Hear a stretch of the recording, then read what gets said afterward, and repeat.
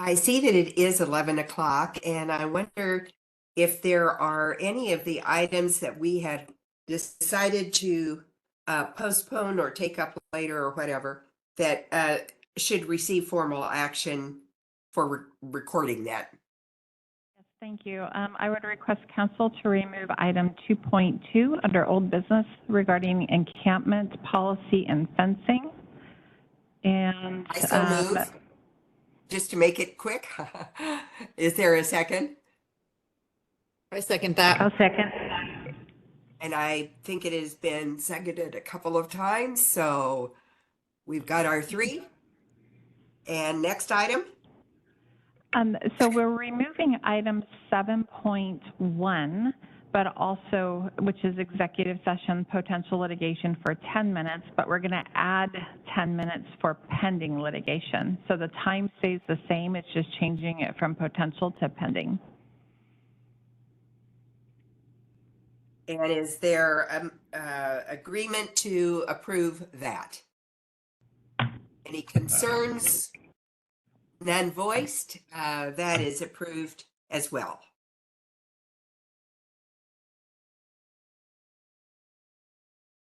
And additional items? That is all that I have. Thank you. Perhaps the transportation system plan will be moved to date certain in the future, or just a future date is what is decided on that? It'll be a future date, and we'll work with staff on when the best time for the work session will be. Okay, very, very good. So with that, we are ready to begin council time. And it is June 21, 2023. The agreement is that we start council time at the conclusion of the work sessions, and that's where we are right now. It is 11:03 a.m. Public comment. Is there any on agenda items only? Staff, do you see any? The Chair, we have nobody signed up for public comment.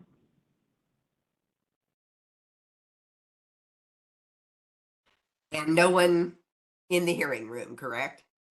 That is correct. Okay, very good.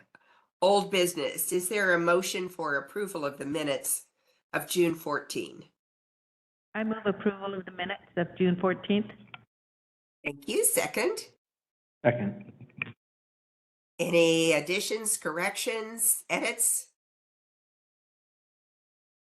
Hearing none, they stand approved as drafted. And next we move to new business 3.1 regarding the fire impact fees memo that was dated June 9 and Fire District 3 letter. Kathleen, would you like to begin the discussion on this? Of course.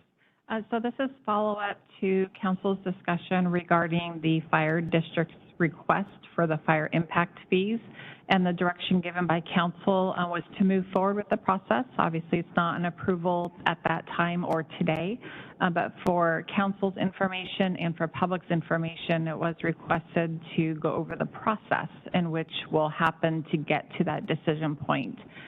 Oliver, our community planning director, provided a memo outlining the process, and he will go over that for the next few minutes and answer any questions council may have. Thank you, Kathleen, and good morning, Madam Chair and council members.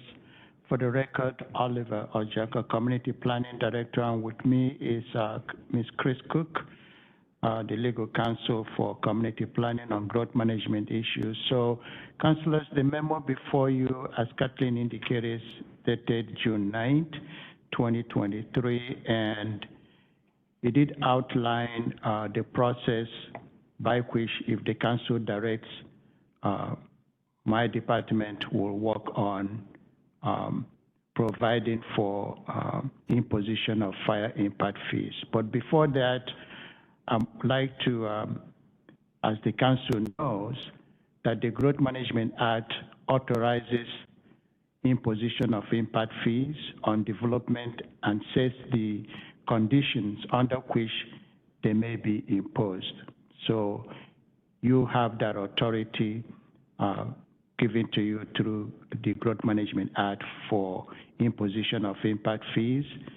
Similarly, under RCW 820206, local government can assess impact fees to ensure that adequate facilities are available to serve new growth and development.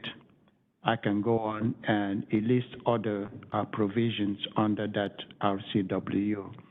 What I have done is first search the county policies to see whether the county policies currently provides for imposition of impact fees. And as the memo provides, countywide planning policy 6.0.8 provides that impact fees as a method of financing public facilities required to support new development. Another county policy, as I provided in the memo, is 6.1.4, which also provides to pursue the use of impact fees, special assessment and improvement district, and other financing techniques to fund new facilities and services. As provided in my memo on pages 194 and 195 of the current plan document, under fee and usage charges, it also talks about the fact that GMA provides the authority for local government to assess impact fees. And then on to impact fees, I also provided you the text verbatim as it is in our current plan text. Here, it talks about several cities and counties in the region impose impact fees on development to finance parks, school, and road through the provision of the Growth Management Act, which I alluded to earlier. The only thing that is missing here, because currently the county assesses traffic impact fees, we assess school impact fees, and also park impact fees. And then our code, which is Title 40, 610.010, provides for development of impact fees. I believe that the current policies, as is written in the comp plan, provides the opportunity to add fire impact fees.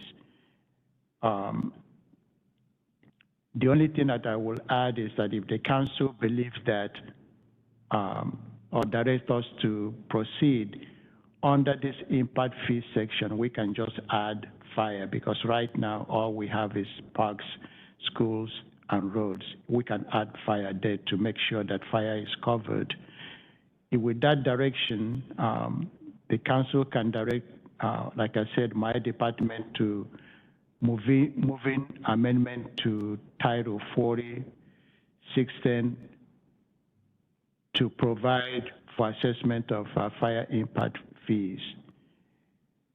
And what I will also recommend in a path forward is that we do that work working with, in cooperation with the fire district's representative or officials to help us, because we don't know their facilities, we don't know their needs.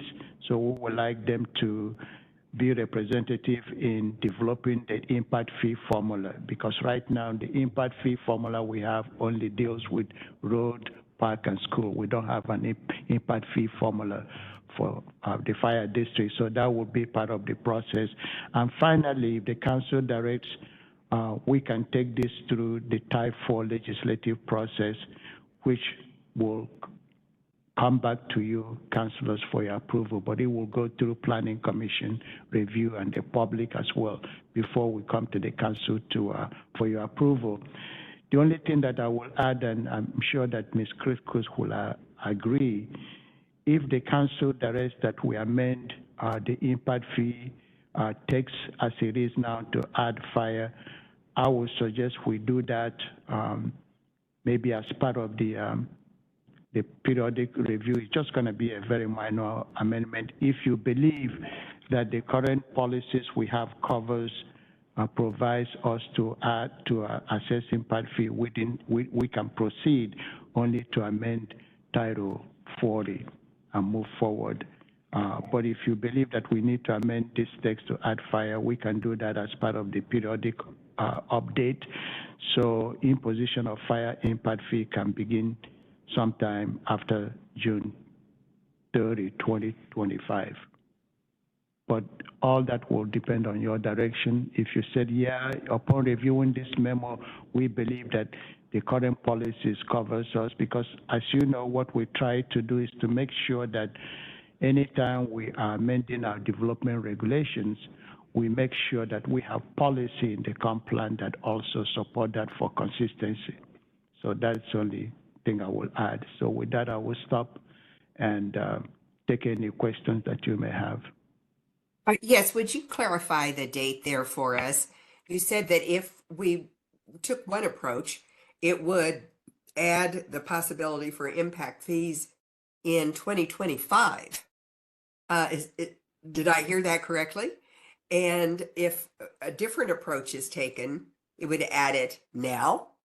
Would you discuss that for us, the difference? The difference, Councillor, is recall that the Councillor suspended plan amendment for until the duration of the completion of the 2025 periodic update. Any amendment now to the comp plan text, I believe, will fall within that time frame. That's why I've used 2025. But again, if the council believes, and our legal counsel is here, that there is no need, that the policies that I mentioned, the countywide planning policy, the policy 6.1.4, and the sections that I provided, fees and other user fees, and then impact fees, that if we don't add fire in those sections, that we will still be covered. Therefore, we can proceed now to only amending the Title 40, and Title 40 amendment doesn't have to wait for the once-a-year cycle or follow the periodic review cycle. We can do that at any time. That's the distinction. Thank you. You're welcome, Madam Chair. Are there Chair? other comments from staff? Yes. I'm not sure who that was. It's Councillor Marshall. I just want to Councillor follow up Marshall. on your question. What would the process be if we determined there was no need to suspend the, well, that doesn't count the, to do this earlier than later? What would that process look like? What would the timing of that be?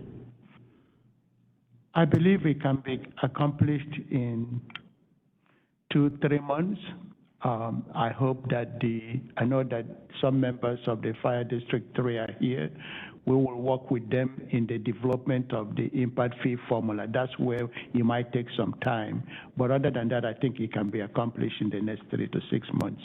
And then it will be up to them to submit their capital facilities plan. The question is going to be, do you want that to be part of the periodic review, or do you want that to be done before? Your call.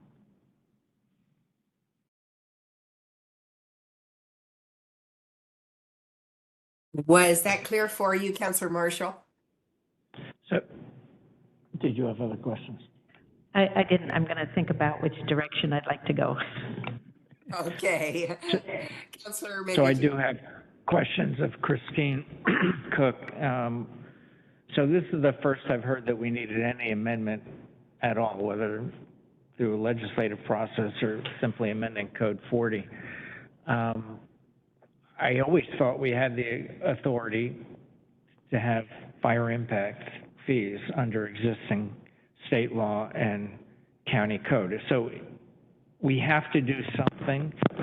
We have to amend either 40 or go through the legislative process in order to put in place code if we decide to do that. And obviously, I've already expressed my interest in fully funding our fire resources here. Thanks, Councilor Medvigi. The amending a code is a legislative process. That's a type 4 process. If you recall last evening, you all approved a provision that would clarify that a type 4 legislative process, even if it is just amending Title 40, because that's development code that everybody relies on. It's the biggest part of the Clark County Code. That goes through the Planning Commission and then to council. So my understanding, and Dr. Orgiaco can correct me if I'm wrong, but my understanding is that the current policies in the comprehensive plan speak generally to the ability of the county to impose impact fees. And they don't say the county can impose school impact fees specifically. If in fact these policies are general rather than specific, I would say that they don't need to be amended to add a specific for fire impact fees. So, and that's what I understood. So where did this issue come from that we have to consider? Well, you just have to think about whether you want to do it or not. And there may be some who say that that's a requirement. We have had in the past certain issues regarding regarding impact fees that did implicate the comprehensive plan. And so those went through that process. This doesn't look like one of them at this point. So has anyone challenged the school impact fees as not being specifically enumerated? I would say that it's actually relatively common, or at least it certainly is not unheard of, for developers to challenge impact fees. I am delighted that I do not go to Superior Court on those cases, so I don't know what all the grounds have been. But as a rule, developers don't look at impact fees and celebrate. So we want to do this right and get every single, I dotted and T crossed. So let me just ask it in a different way. Has there been a lawsuit that we have lost about school impact fees not being specifically enumerated? I mean, have we gone to court and lost that issue, or we not to my knowledge, but what I don't know about impact fees is vast.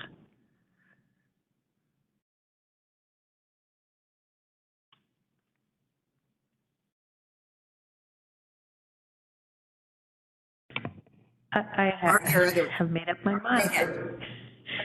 I would be supportive with, not waiting for after the periodic update and moving forward now with the process so that the public has an opportunity to weigh in on this and we can further deliberate.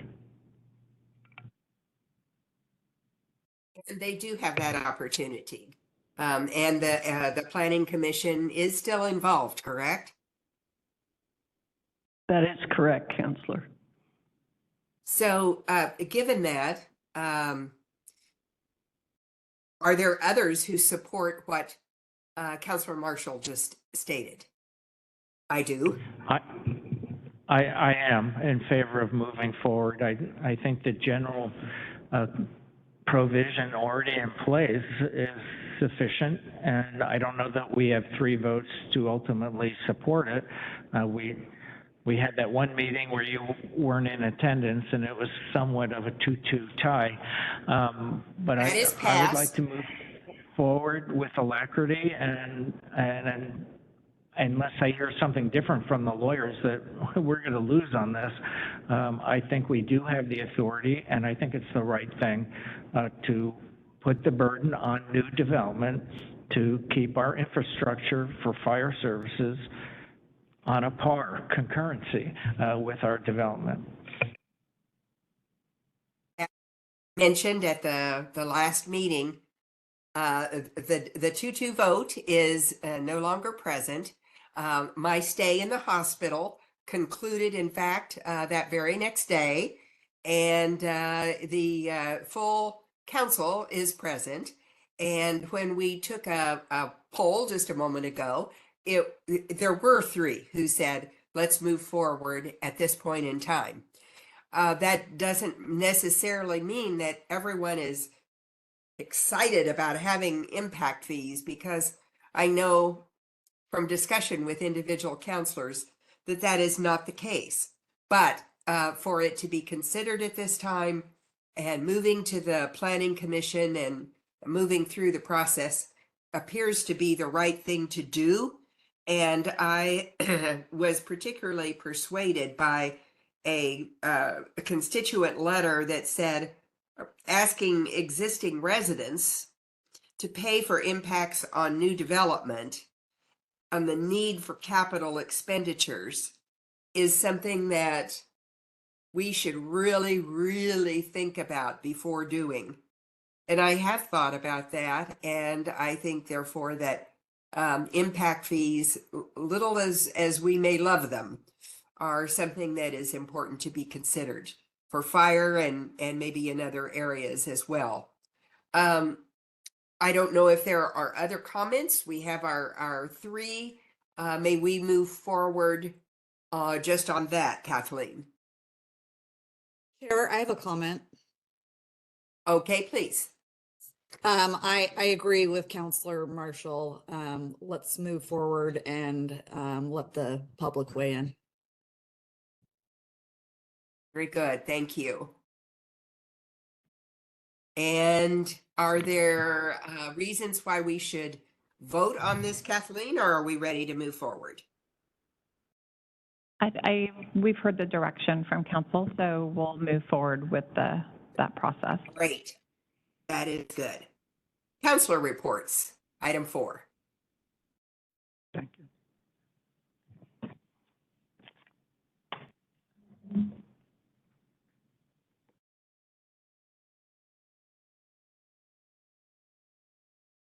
Hearing no counselor reports. Work session requests. There is one for environmental public health fee schedule update. When was our last such session? A year ago. This is an annual discussion with council to provide some direction to public health, and it is a Board of Health policy decision regarding the fee schedule. It is part of the annual budget process. All of the fees are in county code, so any changes or updates would to revise the code would be in an ordinance. So this is simply to, and I know public health will actually be meeting with council in one-on-ones first, and then coming to the work session to present any proposed fee changes and what the impact will look like. And given that introduction, you have one thumbs up. Yeah, I support it with a comment because I think we're all getting emails on, and I've raised this issue before, on permitting costs for wells out in the community. And there's one constituent that had 3 wells on one parcel, or 4 wells, I can't remember now, but it did seem excessive. And we have expressed over time the desire to have full cost reimbursement on these fees, but there are certain reductions that we try to support as well to minimize those fees and minimize the amount of inspections. And so I'm hoping we can address specifically both well and septic issues that have come up recently with constituents. Let's be sure we do that, as well as multiple devices on one property. Other work session requests? Not today. Okay. Policy issues. Nothing for today. Very good. So, as regarding executive sessions, review for us, if you would, what lies ahead. We have a 10-minute one on pending litigation. And what else? There's also a 30-minute pending litigation, so it'll be a total of 40 minutes, and I don't believe there's any after action. No, there is no after action.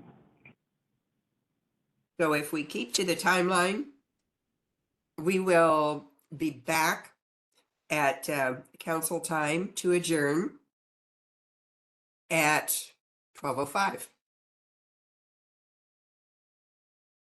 Is that correct?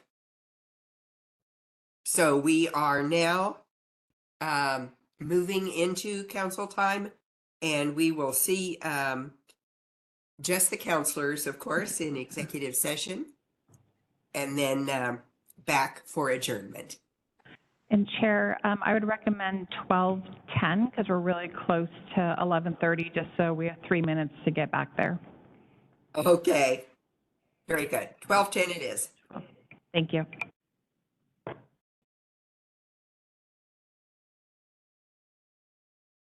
So the chair has asked us to extend executive session for another 30 minutes, and the council will be reconvening at 12:40. Thank you.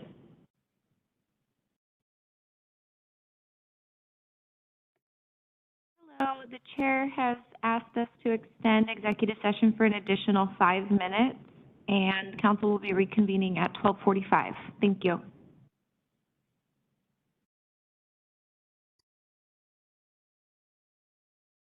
This is the conclusion of our council time agenda for Wednesday, June 21st, 2023. We have concluded 2 executive sessions, neither of which has after action.